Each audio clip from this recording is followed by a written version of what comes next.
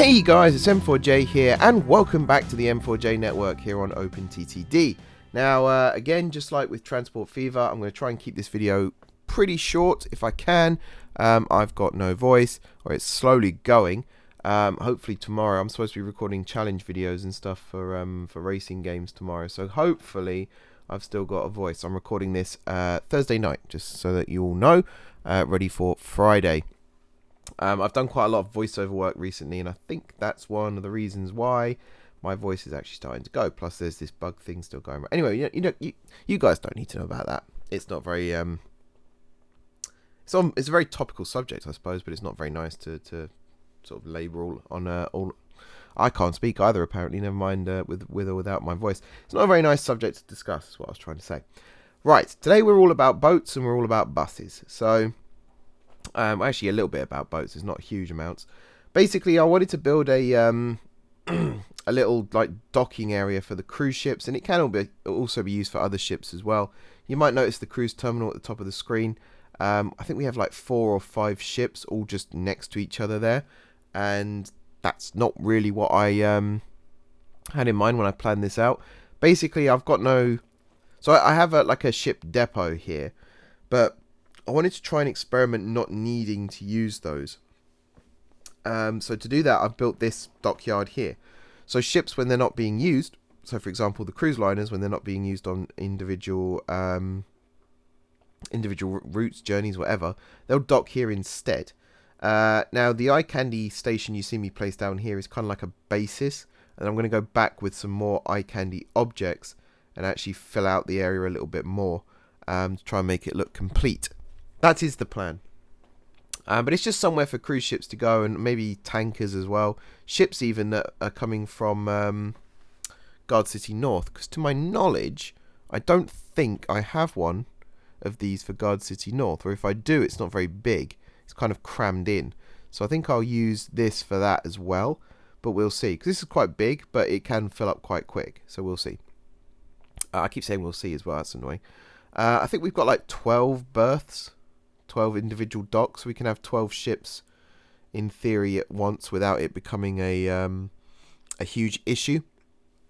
Obviously ships overlap each other anyway, so you can have 120 if you really wanted to, and you probably wouldn't notice. Again, I think we've got like 3 or 4 around the area, so it kind of shows, it kind of doesn't, when they're all overlapping on the cruise terminal itself. So to try and avoid that would be great. Anyway, that's part 1 of the video, was just doing that little bit. Part 2 is buses. So I said last time about the cruise terminal. I think at this point here I was just discussing name ideas for bus stops or something. I can't remember what I was doing. Something was happening, and was happening for quite a long time it seems. But yeah, buses. So last time out, actually last time out was Gardcity South. Never mind. Time before that, when we built the cruise terminal, I talked about having a bus station at Lahill station, and then building bus lines all around this area. That's what I was trying to go with this. That is what we're doing today. So you'll see me place down an absolute ton of bus stops, and then the original plan for this episode was to place down all the bus stops and then start doing some bus services as well. As it turns out, ran out of time. I actually recorded for sort of 2 and a bit hours in all of this. Excuse me 1 second. That probably got picked up by the microphone. That's embarrassing. Yeah, as I said, bunged up, not feeling great. Might have a week off soon just to recuperate. Try not to have a week off now because I've only just come back from like 6 weeks off. So, yeah. Talking about that, actually, 6 weeks off. I've noticed in my analytics recently that the viewing figures have gone up, and also the minutes watched has gone up as well. So thank you everyone who's been helping with that. That's very much appreciated. I used to say in the past views count, but actually views don't count anymore since the monetization system changed. These days it's all about the minutes watched. So I'm very, very grateful to everyone who's been helping drive up that number for me. It doesn't go unnoticed, believe me. Yeah, I've actually completely forgotten what I was talking about now, which isn't very good, is it? Something to do with buses, I'm sure. Oh, you're running out of time. So,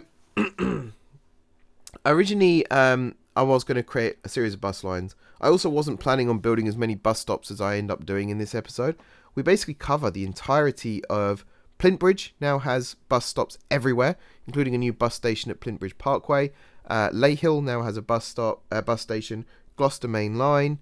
I think the entirety of Lonburton, Ledhatton Springs, St Elizabeth. We've started to place bus stops there now as well. There's a lot going on basically, and I was also going to rename all of them today as well to different streets, and those will be their permanent names pretty much.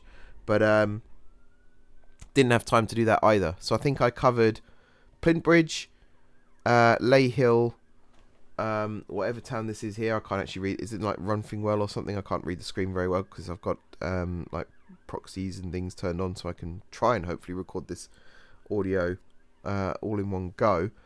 Already though, it's been freezing a lot, so I feel like the audio isn't going to line up properly, so I'm going to try not to talk about what's on screen again, just in case that happens. And if there's an audio jump, you know why.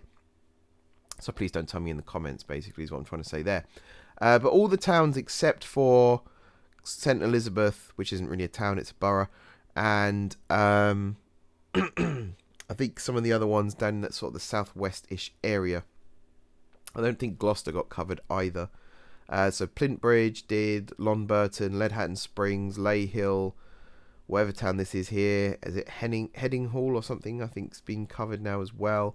They're all pretty much covered with bus stops, which is good because for a long time, really, Greater Gardcity just hasn't been served correctly, in my opinion.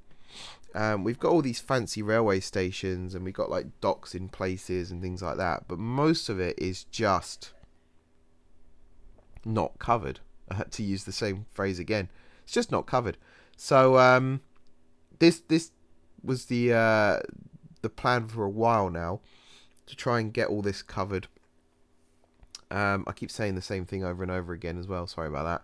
I think I'm still dosed up on Night Nurse from night before last. It seems to have really slowed me down a lot, but yeah. We've got coverage now. That's what I was trying to say. We've got coverage. So all these big towns and cities that make up Greater Gardcity will finally have the coverage they deserve. And we will get some buses out in the near future. Excuse me. Yeah. Again, I keep apologising for like coughing and all sorts on camera. I think sometimes it just can't be helped. Maybe I'll go back and cut some out if I can find them. But ultimately, I just want to get this video done and out, to be honest, because it's my last video of the week. So if I can get this one finished, then I'll be pretty happy. I mean, I say it's my last one. I think there's another one or two I was meant to have done, but I don't know if I'll be able to do them now. That's not a you problem, that's a me problem. So yeah, we might get some tram lines here as well. I've been debating about that. Like, Plintbridge could do with some tram lines, and it's kind of like the problem I'm having in Transport Fever right now when I'm placing bus lines is, would this work better as a tram line, yes or no? And that kind of works here as well, where I see some of these. I think the big difference is in Transport Fever, trams are predominantly faster and more powerful than buses, whereas in OpenTTD it doesn't really make much of a difference. They're kind of the same. So it's not a huge conundrum as such. It's not as difficult a decision as it is in Transport Fever. It's a little bit easier to make, but ultimately there is a decision. Do I add some tram lines? I think around Lahill maybe I'll have a tram line that runs up to Plintbridge, and that will serve as one bus line as well. Or it will serve instead of one bus line, I should say. Beyond that, though, I don't actually know. I think it might be a bit overkill to have loads of tram lines. And these aren't tram lines that will run to Gardcity either. These are just extra tram lines. I'm trying to think of a good example, but they escaped me right now.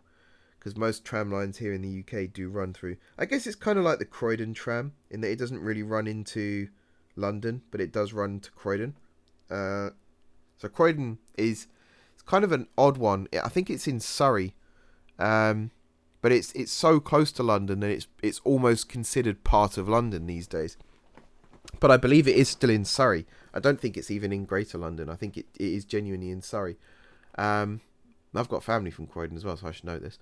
But yeah, it'll be kind of like that. So the way the trams will work here will be like the Croydon tram, where it doesn't run to the city centre, but it might run to the centre of the town that it serves. That kind of thing. And then yeah, we got bus stop names as well. So I had my girlfriend help me with this, but I also just went on a random street name generator, which are very, very useful, by the way. I highly recommend things like that. If you're trying to do world building, something like that can really make a difference, because you might just see a name, and from that, so many ideas can spawn. That's kind of what happened to me. It wasn't a random name generator as such, but people who've asked in the past where the name Gardcity comes from, it actually comes from the game's random name generator. When you start a world, when you start a map in OpenTTD, it generates random names for towns. And the first map I ever played on camera, we had the town of Guardtown, and I think it was like halfway through that series. I don't even know if I ever mentioned it actually on camera, but something kind of tweaked in my head, and I was like, hang on a minute, isn't Gard the French for station? And I believe it's both spellings, Gare for Gare, as in Gare du Nord, but I think Gard is also station in French. And then from that, it's like, well, why not have Gardcity? Because I mean, it basically translates as station city, or city station, I think, if you translate it literally. And then from that, we ended up with Gardcity Mark 1, Gardcity Mark 2, Gardcity Mark 3. It's just how it's evolved, basically. So a little bit of history there. And that's why Bar City is called Bar City, because bar in B-A-H-E in... I think in the past I've said German, but it might actually be Spanish. B-A-H-E. Not actually sure now. I know you've got like Bahnhof, like Hauptbahnhof. Yeah, I can't pronounce things very well today either, apparently. I don't actually know if my voice is noticeably different. I think it is, but I hear it more than others. So you guys might not even know what I'm talking about when I say I'm not well. But yeah, Hauptbahnhof is the German for like Central Railway Station, and I think it is actually the German that I used, B-A-H-E. But that does sound like Spanish as well when you say bar, because you got like Madrid's airport is Baraja, and it sounds kind of similar. But I keep questioning myself now as well. I've been to Madrid's airport so many times too, just can't remember.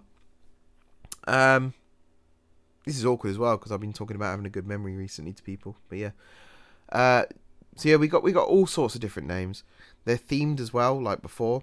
So again, when I've said themed in the past as well, and I had to explain this to people. I don't mean like, you know, this is the botanical garden area, so they're all going to be named after plants. Not necessarily like that. It's more like I'll see one that says like Oak Lane, and then from that I'll have like Beach Way, Pine Parade, and so on. Ash Alley, and that's what I mean by themed. So they're all kind of similar. So where I used to live in Hatfield, there was a new housing estate built. I say new, it's like 15, 20 years ago now. And because of Hatfield's aviation history, the de Havilland aircraft company used to be based in Hatfield. All the new streets were named after aircraft that de Havilland had built. So there was like, I'm trying to remember them now, like Gypsy Moth Road. Trying to remember them all. Quick, think of a de Havilland aircraft. Comet Way, which actually I think already existed in Hatfield, but there is a Comet Way. For those of you that don't know, the DC Comet was the DH Comet. Sorry, was the first ever jet airliner. I believe there's a model of it somewhere in Hatfield. I don't know where. There used to be one in the shopping centre, but that's been removed now. And then there's also an area that's just named after plants as well, I believe, in that same housing estate. So I kind of went with that for areas of the city. There is one area that's just named after stone types in Minecraft, because I think I was actually playing Minecraft on my other screen at the time when I was doing it. I just thought, just, you know, Obsidian Way and things like that. I think it was just types of stone in general to begin with, and then it just segued into Minecraft. But yeah, that's how those come about. You might also, fans of The Simpsons might also notice some of the names cropping up from there as well. Just to fill the boxes, basically. Just to fill the boxes.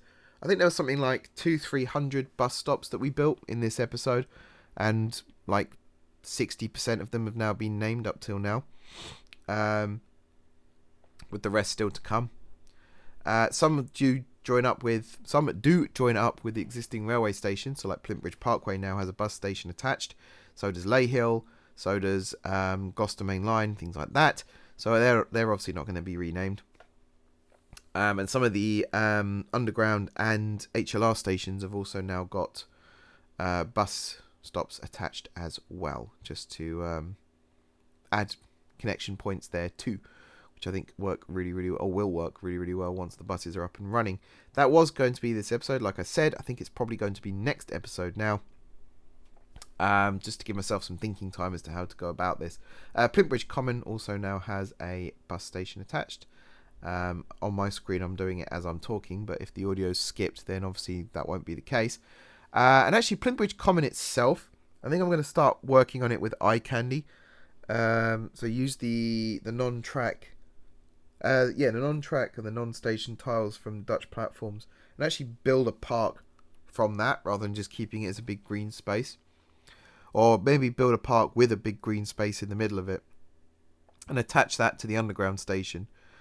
And then from that, it should be have actually passengers spawning there, because right now we don't have that. And B, it actually serves a purpose now, and it'll just look good from above. Yeah, that pretty much does it for me talking about what's going on today. I want to talk about something that's happened in the rail industry in the last couple of weeks. Something exciting. Something very exciting. So, Lumo, a new budget rail operator, has commenced operations. People may be familiar with this. This was the open access operator that was announced a while ago now, and then it kind of went away for a bit. It runs between London and Edinburgh. From St Pancras, that's not right at all. From King's Cross to Edinburgh Waverley, and it stops at Morpeth and Newcastle. Those are the only two stations it stops at. And that's in both directions. So from north to south, it'll obviously Morpeth, Newcastle. South to north, it'll be Newcastle, Morpeth. Morpeth, got to say it right. My family are from the northeast as well, so I've got to get all this right. So much pressure. Is only the second train service to not stop at York. The first, of course, being the Flying Scotsman, the early morning Flying Scotsman that runs straight through York. I believe every service stops at Newcastle. So I don't think there are any that bypass Newcastle. I don't even know how they would bypass. I don't think it's possible to bypass Newcastle. You'd have to run through it still. And because you have to run at such slow speeds through it, I guess they figured you might as well stop there too. I've just kicked my desk, that really hurt. So yeah, this new budget rail operator, the livery is very basic on the trains. They use 803s. I think they use slightly modified 803s. They said something about changing the lighting, but I watched a video on it recently, and it looks just as clinical as all the other 800s. So I don't know what that's all about. But this could be the start of something interesting, should we say, in the rail industry, in the UK at least. So in France, they have budget operators like WeGo, and in Germany, Austria, Netherlands, Belgium, I'm trying to think where else they operate. But you've got Flixtrain that operate budget rail. They don't necessarily go city centre to city centre. Sometimes you might have to travel a little ways out of the city centre to actually get on board. In the case of Flixtrain, I think they go to Berlin Hauptbahnhof, but they go to the upper level, not the lower level. So they don't use the express tracks. They use the slightly slower tracks. Because of that, you save money. It's something like €5 for a ticket, which is ridiculous. Might even go lower than that, which is even more ridiculous. This is the first time we've had something like this in the UK. An open access operator specifically targeting budget rail. It's all second class. There's no first class tickets available. I think there is onboard catering, but I'm not sure how in depth that goes. And I believe it's all allocated seating as well. It kind of reminds me a lot of like a budget airline.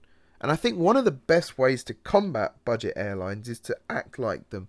Because people are familiar with the experience. Not necessarily familiar with the brand, but familiar with the experience. And that's what really brings people back each time. This is also a city centre to city centre. It runs from King's Cross to Waverley. If it ran from like Haymarket to Finsbury Park, it probably wouldn't be as popular. But they have got city centre to city centre.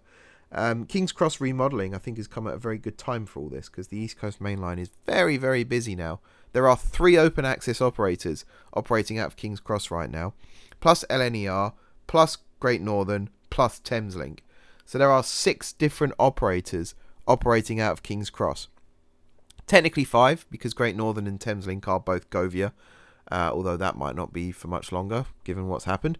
But, yeah, 6 different franchises, 5 different operators operating out of King's Cross. It's a very busy station. It might actually be one of the busiest stations in terms of operators. And I know people are going to tell me about New Street and things like that. That's why I said one of and not the.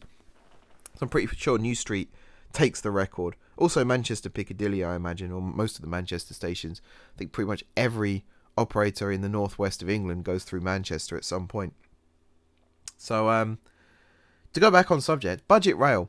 This could be something that sets the benchmark for future operators, open access or otherwise, in the UK.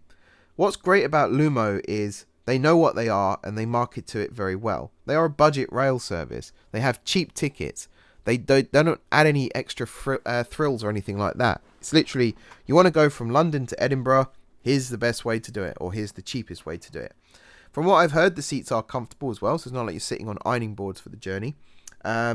And again, I watched Dylan's what's the name of his channel? Dylan's Travel Vlogs, I think it's called, or something like that. I feel really bad now. I've forgotten the name of the channel. It's not very good for a plug. But Dylan, I watched his video on it, and he did have food on board. And I can't remember if he said he bought it on board or if he brought it on board. Someone, I'm sure, will tell me in the comments, because that always happens. But it looks like a really, really good idea. I would like to see something like that on the West Coast once capacity allows for it. Excuse me. To run from London to Glasgow via a similar setup, I think would be a real money spinner. Obviously, Edinburgh's the capital of Scotland, but Glasgow's where everything happens. So to get to Glasgow would definitely be the goal. But then something here that we have here in the UK that we don't have anywhere else is this like anti-compete thing. So a few open access operators in the past, their bids have been rejected because the franchise holder has kicked up a fuss and said, hang on a minute, that's our route. And we had a conversation on Discord recently about that too, where people were...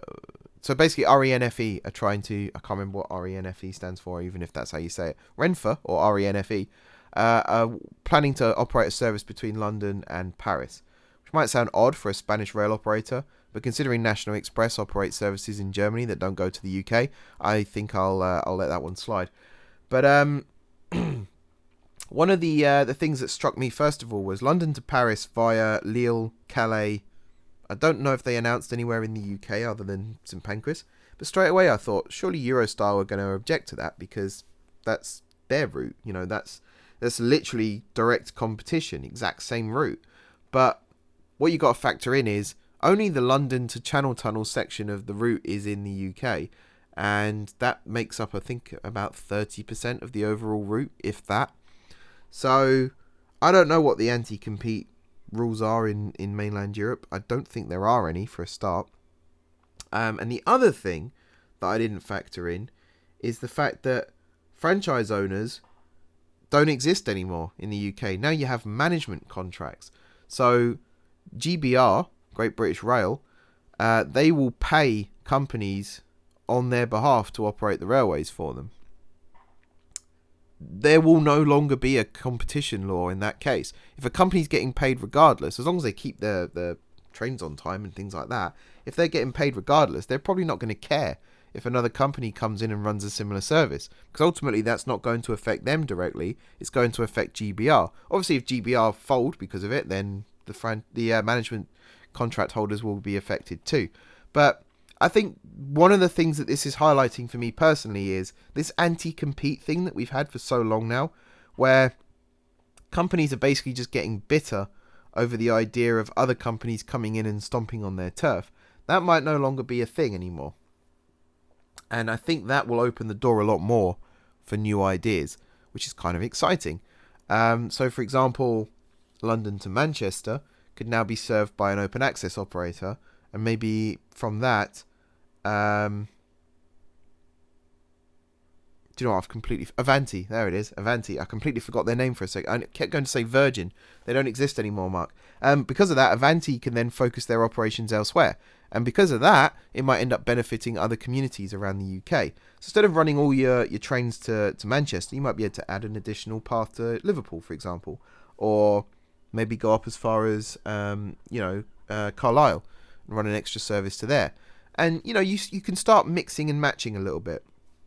Something else that I mentioned on the Discord, which I'm going to talk about now, is how airlines work. So airlines are part of alliances, and I believe the word is alliances. So there's OneWorld, for example, which is the most common one that I can think of.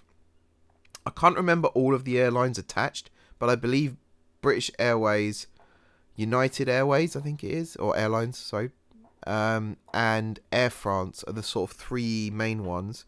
And then I think Malaysia Airlines are in there as well. I don't want to name them because they might not all be in there. I think there's two main alliances and then there's a few other smaller ones. And I believe airlines are part of more than one alliance as well.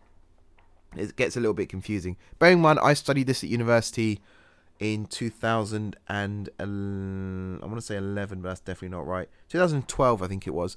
I studied this at uni. 2012, 2013. So it's been a while. Things might have changed. But the way these alliances work is there's no anti-compete or anything like that. They basically all work together. So you could buy a ticket on British Airways' website, turn up at the airport, and find out you're not flying from Heathrow Terminal 5. You're flying from, say, Terminal 4. I think 4 and 5 are BA exclusive now, though, aren't they? I picked a really bad example. Basically, you're going to turn up at the airport and you're not flying on a BA flight. You're flying on a Qantas flight, let's say. And it'll be a Qantas branded plane with Qantas branded staff and Qantas branded food, drink, everything. But it's still a BA flight. Airlines operate flights on behalf of other airlines in the same alliance, and then the money is distributed evenly according to who sold the ticket and who operated the flight. That could be something we could see in the UK too. We kind of already have that system. If you buy a ticket through National Rail, the operator operating that service will get the money, but National Rail, I think, do take a small cut as well. Imagine that now with international operations. So if RENFE start operating London to Paris and Eurostar also operate London to Paris, why not have it so that if you went on Eurostar on their website and bought a ticket but chose a time that RENFE are operating the train, let's say it alternates. So every hour on the hour it'll be a Eurostar train, and then every on the half hour will be an RENFE train.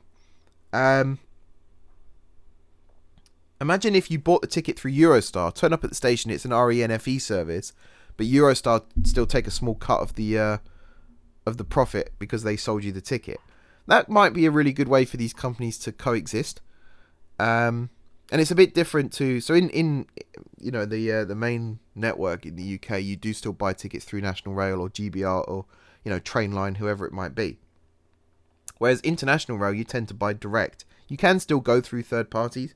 I think Disney, for example, if you buy tickets to Disneyland, you also can get your train tickets to get to and from. But ultimately, it's a different system. So imagine if you could do that.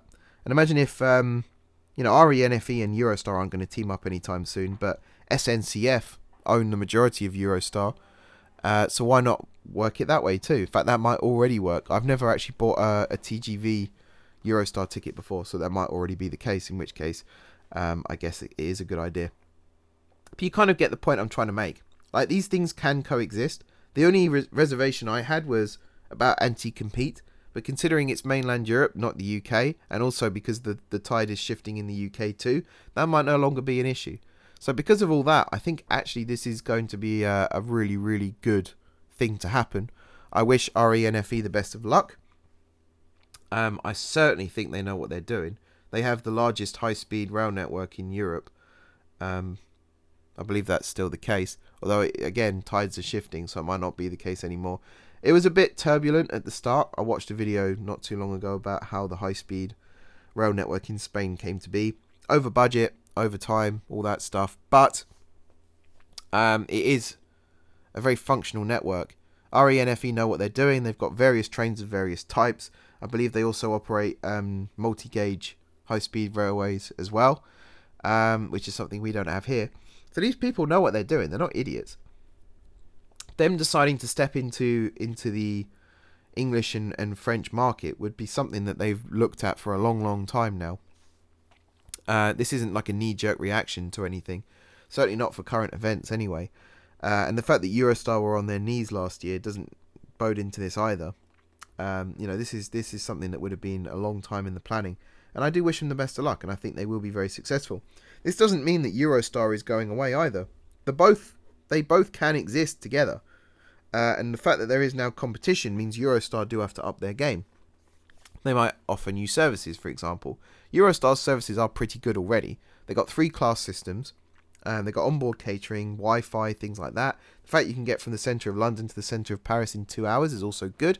But again, by operating London to Paris from RENFE, Eurostar could potentially release some paths and start operating to other cities, and therefore they don't need to acquire new trains.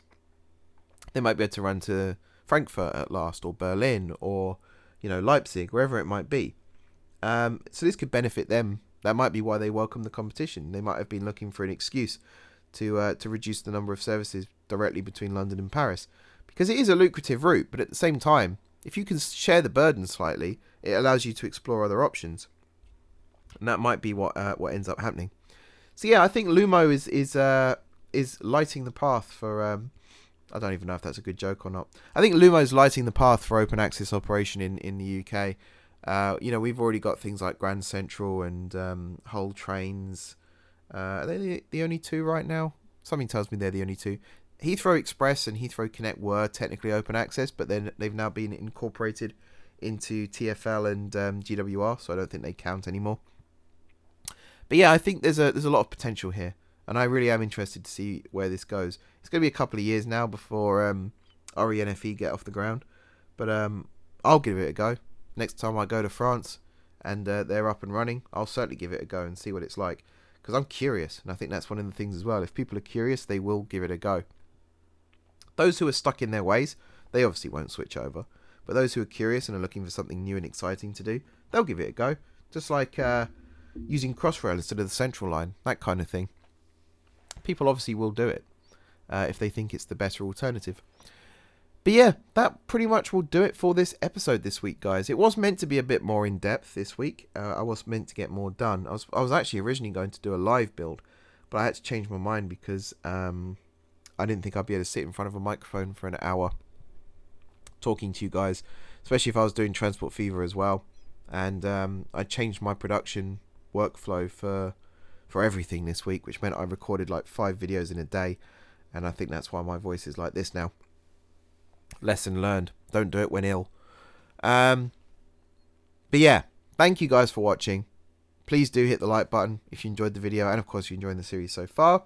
Share the video as well. Like I said, the view counts are good.